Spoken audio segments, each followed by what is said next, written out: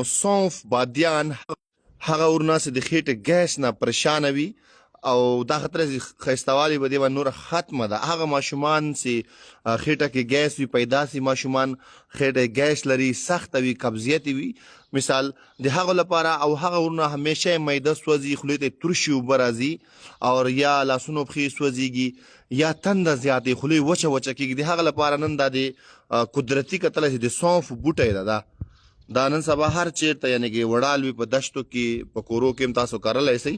دا خالصتا سونف یعنې کې بادیان دي، خوږولي ورته وایي. دا باید هر دوست په خپل کور کې وکړي. دا اوریجنل شی ده اوس ښه.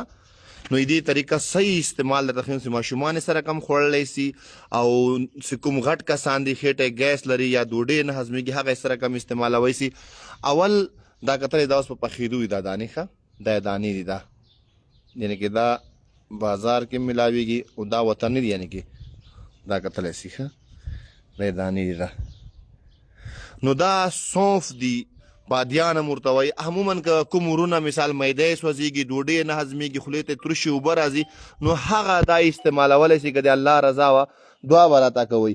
نو دې استعمال طریقه داسې نیمه کاچوغه به دا راواخلئ، که تازه یې ټولو کې ښه خبره ده. نیمه کاچوغې ضرورت هم نشته، همدا بوټی هم دومره راکوش که دا یو ګل دا یو ګل ډنډرو سره تاسو خوړلی سي وي خورئ، اوبه پسې وچکئ.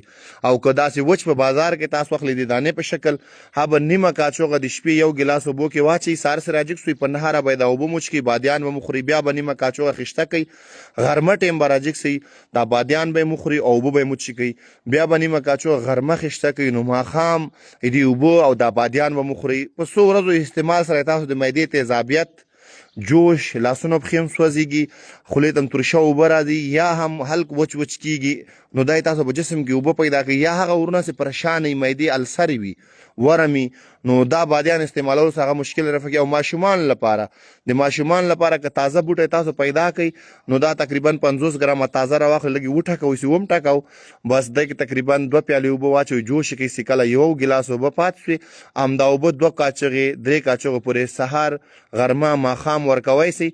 که د الله رضا د ماشومانو خېټې ګیس هم ختموي، قبضیت هم ختموي او تیزابیت هم ختموي، بدهضمي هم ختموي. نو عموما وړکي ماشومان خېټه کې درد وي، پریشانه نو هغه لپاره دې اوبه یو په لسه زیاته ګټه کوي. دوستانو دا کتلی سي بوټی وګورئ، هر چیرته نن سبا وړالی دي، د سونف هم وایي، بادیان هم وایي، دا به تاسو په خپله استعمال کوئ او داسې خوشبو دا لري چې تاسو کله دا وشکوئ نږدې خوانه بوی کوي. دا اوس اوریجنل او تازه پاک شی ده. عموما پنسار سره سي هغه ځکه کار بعض اوقات نه کوي، زوړ وي، 2-3 کاله پرې تېر سوي او دا تازه فرش ده که د الله رضا